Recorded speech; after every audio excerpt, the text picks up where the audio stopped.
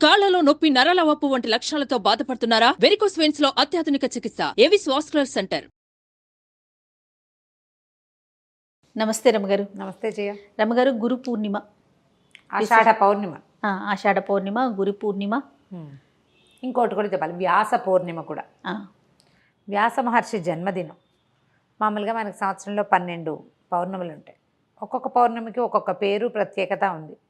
శ్రావణ భావము, కార్తీకము వచ్చేది మనం పండగల్లాగా కూడా చేసుకుంటాం వాటిని. ఈ ఆషాఢ పౌర్ణిమని ఒక పర్వదినం. మామూలుగా పున్నాల వ్రతాలు, 33 పున్నాల వ్రతాలు అలాంటివి ఉన్నాయి. స్త్రీల వ్రత కథల్లో కనపడుతుంది 33 పౌర్ణములు. అయితే పౌర్ణమి, ఈ వ్యాస పౌర్ణమి నాడు ఏంటంటే ఈ రోజున గురు పూజ చేయటం. అధ్యాపకులే కాదంటే మనకి పాఠం చెప్పిన వాళ్ళే కాకుండా ఆధ్యాత్మిక గురువులు. మనం ఎవరినో ఒకరిని గురువుగా భావిస్తాం. గురువుని సత్కరించుకోవటం, గురువుకి పాదపూజ చేసుకోవటం, గురు వందనం చేయటం, వెళ్ళి మన మాస్టర్లు ఎవరికైనా సరే వీళ్ళ వల్ల మన జీవితం మారింది అనిపిస్తుంది ఒక్కొక్కసారి. వీళ్ళు చెప్పడం వల్లే. అందులో అప్పుడప్పుడు మన అమ్మ, నాన్న, మన వదిన వాళ్ళు కూడా ఉంటారు, మన బంధువులు కూడా ఉండొచ్చు, కుటుంబ సభ్యులు కూడా ఉండొచ్చు. వాళ్ళు చెప్పిన ఒక థియరీ వల్ల, లేదా ఒక సలహా వల్ల, ఒక మంచి మాట వల్ల, వాళ్ళు ఇచ్చిన మోరల్ సపోర్ట్ వల్ల మనం జీవితంలో ముందుకెళ్తే వాళ్ళని మనం గురువుగా భావించవచ్చు. ఇది కాకుండా ఆధ్యాత్మిక గురువులు, ఆధ్యాత్మిక ప్రగతికి, ఉన్నతికి తోడ్పడిన వాళ్ళు. ఎవరివైనా మనం ప్రవచనాలు వింటాం, వాళ్ళని గురువుగా భావిస్తాం. వాళ్ళు చెప్పినవి తూచా తప్పకుండా పాటిస్తాం సాధ్యమైనంత వరకు. ఏ ప్రవచనాలు లేకుండా కూడా ఒక్కొక్కసారి మనం కొంతమందిని, పెద్దవాళ్ళని గురువుగా భావిస్తాం. వారిని దర్శించుకోవటము, పూజించుకోవటము, అది ఈ రోజున చేసేది. అయితే వ్యాస భగవానుడు ఈ రోజున జన్మించాడు. కృష్ణద్వైపాయనుడని వ్యాసుడు, వ్యాస మహర్షి అని చెప్పుకుంటాం కదా. ఈయన ఏంటంటే ఇవాళ రోజున జన్మించడం వల్ల ఆయన జగద్గురువైన శ్రీకృష్ణుడిని మనకి పరిచయం చేశాడు. వ్యాస మహర్షి వల్ల, వ్యాస మహర్షి ఏం చేశారు, ఈ మన ఉద్గ్రంథంలాగా ఉండేది, వేదం అంతా ఒక ముద్దగా ఉండేది. అవును, దాన్ని చతుర్విభాగం చేశారు, 4 భాగాలుగా విభజించారు. విభజించిన తర్వాత ఆయన ఇంకేం చేశారు, బ్రహ్మసూత్రాలకి వ్యాఖ్యానం చేశారు. బ్రహ్మ చెప్పిన వాక్యాలని వ్యాఖ్యానించిన తర్వాత ప్రపంచానికి, ఇప్పుడు ఇంత పెద్ద విషయం నీకు నాకు ఏమర్థమవుతుంది, సాధారణ వ్యక్తులకు అర్థం కాదు. మానవులకి ధర్మబోధన ఎలా చేయాలి అని ఆలోచించి అప్పుడే మరి వేదాలు కూడా ఆయన మనుషుల కోసం చేయబడినవే కదా. ఇంత విభాగం చేసినా ఇలా చోడచ కర్మలు ఉన్నవాడు, సంస్కారాలు ఉన్నవాడే దాన్ని తెలుసుకోగలుగుతాడు. వాడు కూడా తెలుసుకోలేడు. చాలా గురువు వాడి చేత్తో పుచ్చుకుని ఉండాలి. గురువుని పాదాలు పట్టుకుని వదిలిపెట్టకుండా ఉండేవాడు తప్పిస్తే సాధారణ మానవుడికి ఆ విషయం తెలీదు. వాళ్ళకి అర్థమయ్యేలా చెప్పడం కోసం ఏం చేశారు, ఒక ఉద్గ్రంథాన్ని రాయాలనుకున్నారు. ఆయన రాయాలనుకున్నది ఎట్లా రాయాలి, ఏం చేయాలి అంత కథ సంకల్పించుకున్నారు. ఆ సంకల్పించుకున్న కథే భారతం. భారతంలో ఉన్నది అన్ని చోట్ల ఉంది. భారతంలో లేనిది ఎక్కడా లేదు. ఎక్కడా ఇదేంటి కొత్తగా ఉందంటే ఆ కొత్త కాదు, అది అవన్నీ భారతంలో ఉన్నవే. మనం ఇప్పుడు చూసే ప్రతిదీ భారతంలో నుంచే వచ్చింది, ప్రతిదీ.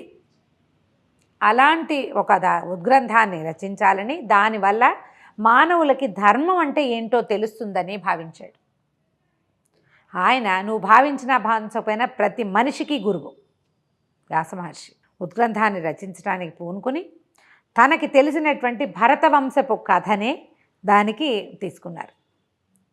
కొన్ని వేల క్యారెక్టర్లు, వేల మనస్తత్వాలు,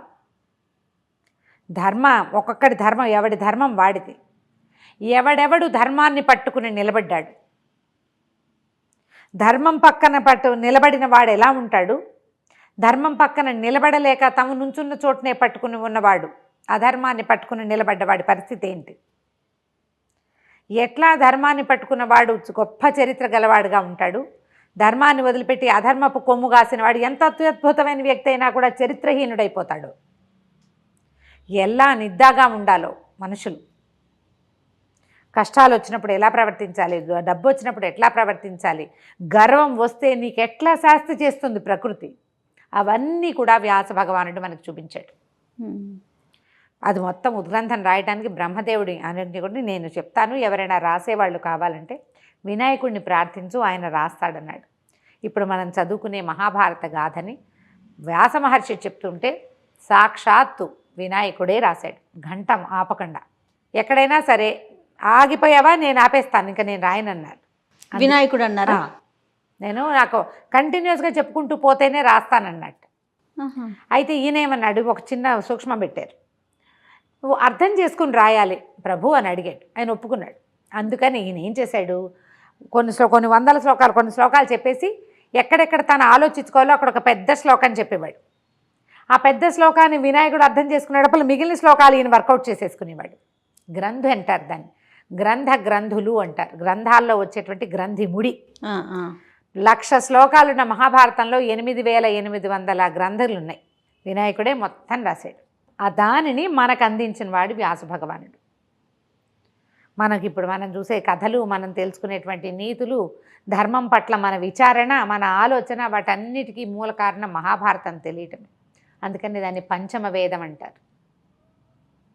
4 వేదాల తర్వాత 5వ వేదంగా భాసిల్లింది. అందులోనే మనం ఇప్పుడు నిత్యము పారాయణ చేయాలి. దాని కల్పవృక్షం మన పాలిట.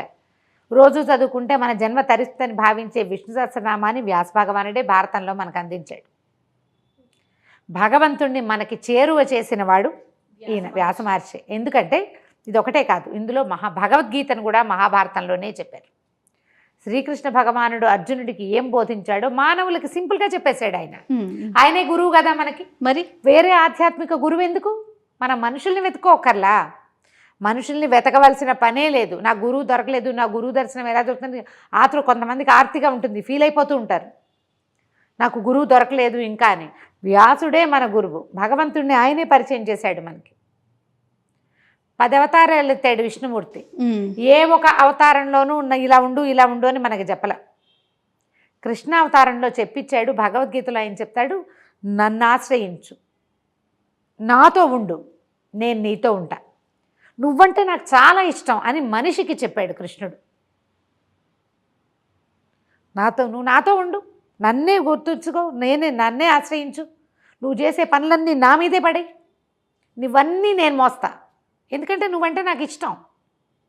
రామావతారంలో అలాంటి మాటలు ఏం వినలా మనం. నరసింహావతారం, వామనావతారంలో డైలాగులే లేవు, మనకు తెలీదు. ఆ కృష్ణుడు చెప్పిన వాక్యాలని మనకి చక్కగా బోధించేశాడు వ్యాస మహర్షి. నిజంగా మీరు అన్నట్లుగా గురువు గురించి తాపత్రయ పడక్కర్లేదు. పట్టుకో భగవద్గీత, ఆయన కదా మనకి గురువు. ఆ భగవద్గీతని మనకు అందించిన వ్యాస మహర్షిని ఈ గురు పౌర్ణమి రోజున నమస్కరించుకుని తలచుకొని, మన ఇంట్లో మహాభారతం ఉంటే ఆ ఉద్గ్రంథాన్ని పెట్టి కోసె పూజ అంటారు, 2 పువ్వులు పెట్టండి, దానికి కాస్త గంధం చల్లి నమస్కారం చేసుకొని ధూపము దీపము పెట్టుకోండి.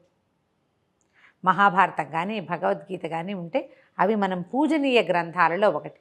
పూజ చేసి ఊరుకోవద్దు, పేజీ తిప్పి చేయండి, 4 ముక్కలైనా చదవండి.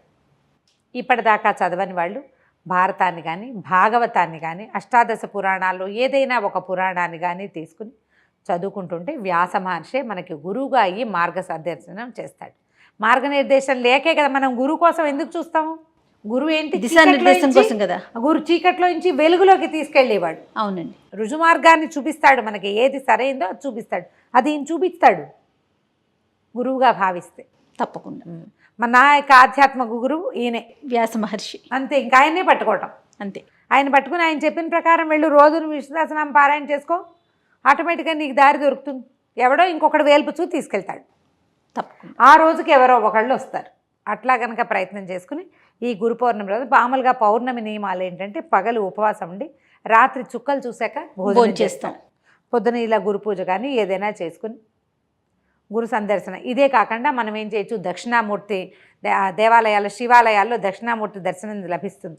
దక్షిణామూర్తి దర్శనాన్ని చేయొచ్చు. మేధో దక్షిణామూర్తికి పూజించుకోవచ్చు, దక్షిణామూర్తి స్తోత్రం చదువుకోవచ్చు. గురుపాదుకా స్తోత్రం అని దొరుకుతుంది, ఆదిశంకరులు చెప్పింది. గురుపాదుకా స్తోత్రం చదువుకోవచ్చు, పిల్లలతో కూడా చదివించవచ్చు. మంచిది. దక్షిణామూర్తి శ్లోకం ఒక్క శ్లోకం లేదా హయగ్రీవ స్తుతి, ఒక్క శ్లోకాన్ని జ్ఞానానందమయం దేవం నిర్మల స్ఫటికాకృతిం ఆధారం సర్వ విద్యానం హయగ్రీవం ఉపాస్మహే. ఇంత చిన్న శ్లోకాన్నైనా పిల్లలకి చెప్పించండి. ఈ గురు పౌర్ణమి రోజున గురు పూజ నిర్వహించుకుంటే బాగుంటుంది. లేకపోతే వ్యాస మహర్షిని పూజించుకుని తలుచుకోవటం, పగలు ఉపవాసం ఉండి సాయంకాలం చుక్కలు చూశాక భోజనం చేయొచ్చు. ఇట్లా ఈ మన ప్రతి ఇది కనిపిస్తుంది కదా మనకి చంద్రబింబంలో లలితాదేవిని ఉపాసించే విధానం కూడా మనం చేసుకోవచ్చు.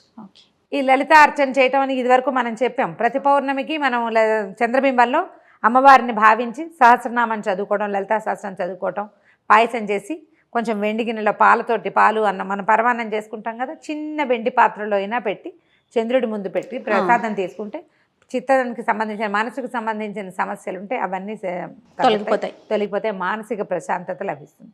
అది చేయలేని వాళ్ళు ఇలా చేసుకోవచ్చు. ఈ గురు పూజా మహోత్సవం సందర్భంగా మనం పౌర్ణమి సందర్భంగా మన గురువుల్ని తలుచుకునే అవకాశం కూడా మనకు లభిస్తుంది. తప్పకుండా. నమస్తే. నమస్తే.